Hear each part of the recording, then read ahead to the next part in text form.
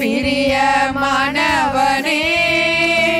உன் ஆத்துமா வாழ்வது போல் நீ எல்லாவற்றிலும் வாழ்ந்து சுகமாயிரு மகனே.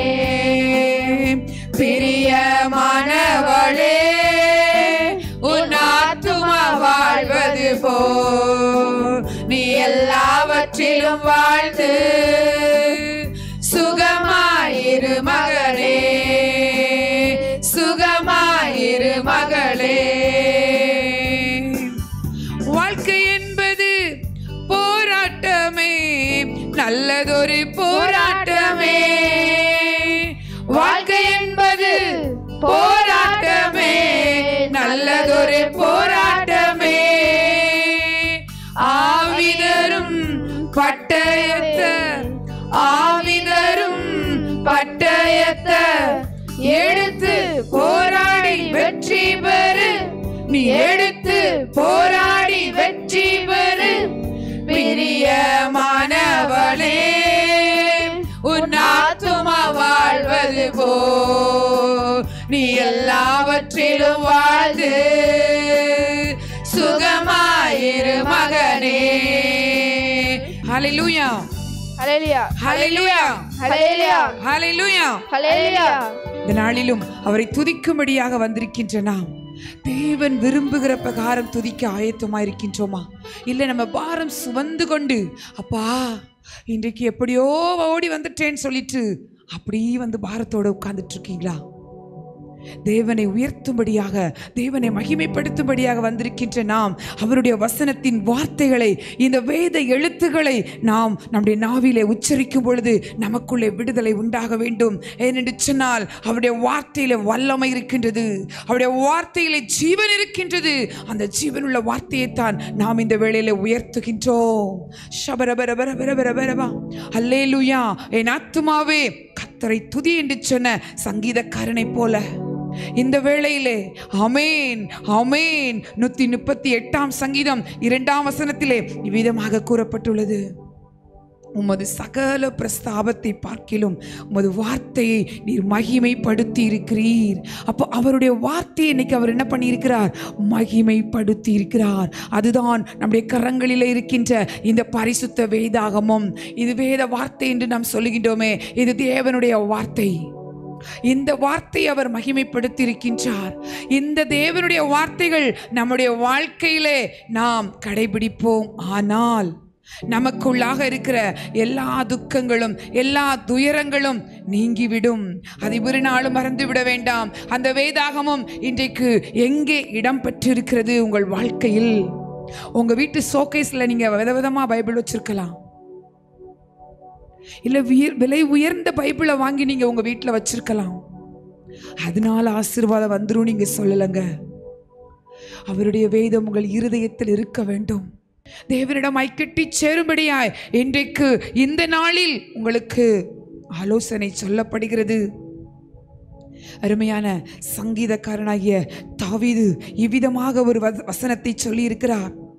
119ஆம் சங்கீதம் 92ஆம் வசனம், உமது வேதம் என் மன மகிழ்ச்சியாய் இராதிருந்தால் என் துக்கத்திலே அழிந்து போயிருப்பேன். இன்னைக்கு நம்மளும் அப்படித்தானே? நிறைய நேரம் நம்ம துக்கம் நம்மளை அழிந்து போக செய்து விடுகிறது. நம்முடைய துயரம், நம்முடைய வியாதியின் படுக்க, நம்முடைய கண்ணீர் தேவனை விட்டு நம்மளை தூரம் போக செய்து விடுகிறது.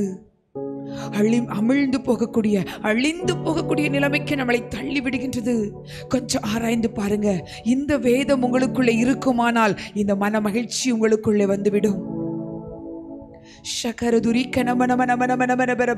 நிறைய நேரத்துல சொல்றோம், அப்பா என்னையால முடியலையப்பா அப்படின்ட்டு சொல்றோம். 119ஆம் சங்கீதம் 34ஆம் வசனத்திலே இப்படியாய் சொல்லப்பட்டிருக்கிறது, எனக்கு உணர்வை தாரும், அப்பொழுது உமது வேதத்தை நான் பற்றி கொண்டு, நான் உமது வேதத்தை பற்றி கொண்டு என் முழு இருதயத்தோடும் அதை கை கொள்ளுவேன். எப்படி பாருங்க, திரும்ப ஒருக்கா சொல்றேன் கேளுங்க. எனக்கு உணர்வை தாரும் அப்படின்னா என்ன? எனக்கு கொஞ்சம் உயிரை தாங்க, இன்னும் நான் சோர்ந்து போய் உயிர் இல்லாம கிடக்கிறேன், உணர்வடையற்றும். அப்பொழுது நான் உமது வேதத்தை பற்றி கொண்டு, எப்படிங்க அது எப்படி அப்படின்னு நீங்க கேட்டீங்கன்னா, ஒரு விதையை நம்ம பூமியில விதைக்கும் பொழுது அது அந்த நிலத்தோடு மக்கி என்ன பண்ணுகிறது, தன் ஜீவன் அந்த விதைக்குள்ளாக இருந்து ஒரு உயிர் வெளிப்படுகின்றது. அப்படிதானே? ஒரு கோதுமை மணியானது நிலத்திலே மடிந்து தன் பலனை கொடுக்கிறது என்று பார்க்கிறோம் இல்லையா? எந்த ஒரு விதையாக இருந்தாலும் கர்த்தராகிய இயேசு அதற்குள்ளாக ஒரு ஜீவனை கொடுத்திருக்கின்றார். அந்த ஜீவன் நம்ம அதை மண்ணுக்குள்ள புதைச்சி வைக்கும் பொழுது என்ன ஆகுதுன்னு பாருங்க, அந்த மண்ணை அது பற்றி கொண்டு அது துளிர்விட ஆரம்பிக்கின்றது. இந்த நாளிலும் இதிலிருந்து நான் உங்களுக்கு சொல்லுவது, இந்த விதையாகிய இந்த வேத வசனத்தை நாங்கள் இன்று உங்களுக்கு காண்பித்து தருகிறோம். இந்த வேத வசனத்தை நீங்கள் பற்றி கொண்டு, அப்படின்னா என்னங்க அர்த்தம்? இந்த வேதவசனம் என்ன சொல்லியிருக்கு? இந்த வேதவசனம் என்ன சொல்லியிருக்கு? அங்கே பெரையோ பட்டணத்தார் தினந்தோறும் இப்படியா என்று சொல்லி தங்களை ஆராய்ந்து பார்த்தார்கள் என்று சொல்லப்பட்டிருக்கிறதுங்க. அப்போஸ்தலர்ல பார்க்கிறோம்.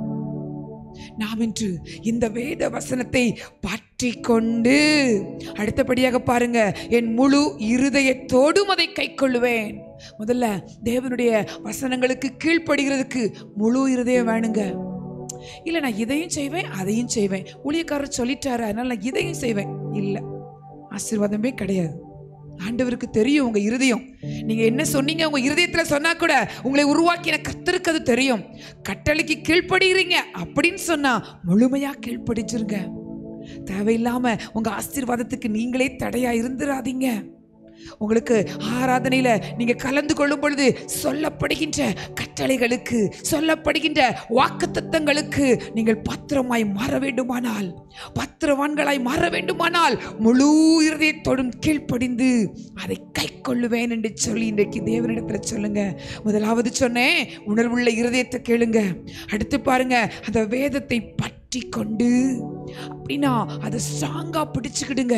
அந்த வேதவசனம் என்ன சொல்லி இருக்கு, நான் அதன்படி தான் செய்வேன். உலக வழக்கம் எது என்று சொல்லி நாம் பின்பற்ற வேண்டாம். நம்முடைய சமுதாய வழக்கம் இதுவென்று சொல்லி அதை பின்பற்ற வேண்டாம். தேவனுடைய பிள்ளைகளாய் அழைக்கப்பட்டிருக்கிற நாம், கிறிஸ்துவர்கள் என்று பெயர் பட்டிருக்கிற நாம், கிறிஸ்துவை தரித்துக் கொள்ள என்று உங்களுக்கு அழைப்பு விடுக்கப்படுகிறது. இந்த வேதத்தை பற்றி கொள்ளுங்க. முதலாவது பற்றி கொள்றதுனா என்னங்க, இப்போ ஒரு மண்ணுல கொண்டு விதையை போட்டிருக்கோம் இல்லையா, அங்க என்ன பண்ணுவோம், தண்ணி ஊத்துவோம். தண்ணி ஊத்தும் போது என்ன ஆகுது, அந்த விதை அப்படியே முளை விட ஆரம்பிச்சிடும். அப்படித்தானே?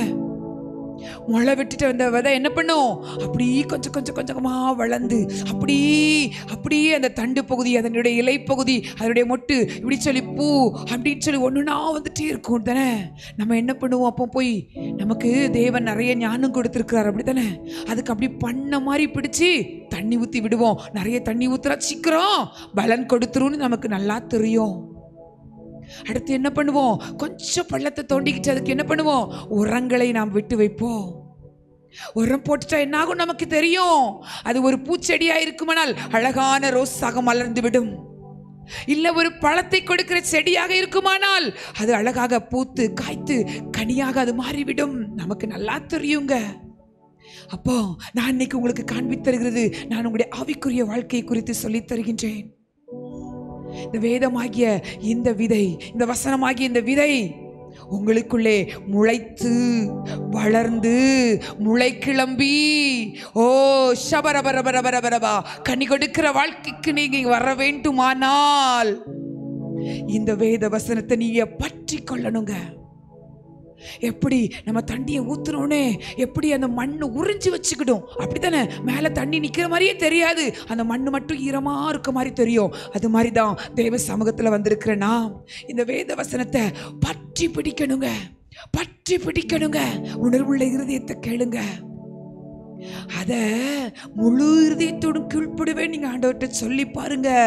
ஆண்டவருடைய ஆசீர்வாதம் ஆண்டவர் அப்படியே உங்களுக்கு அங்கிருந்து அனுப்பி விடுவாருங்க.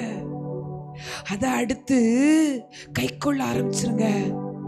அதை கை கொண்டீங்கன்னு வைங்களேன், உங்களை பார்க்கிறவங்க எல்லாம் கேட்பாங்க, என்னாச்சு என்னாச்சு இவ்வளவு வித்தியாசம்? எப்படி ஒரு விதை பூமியில் முளைக்கிளம்பி முளைக்கும் போது அதை யாராலையும் மறைக்க முடியாது இல்லையா? அதே போலதான் நம்மளும் இந்த வேத வசனங்களை பற்றி கொண்டு கிறிஸ்துவுக்குள் வளர்ந்து பெருகும் பொழுது நம்மளை யாருமே ஒண்ணுமே செய்ய முடியாதுங்க.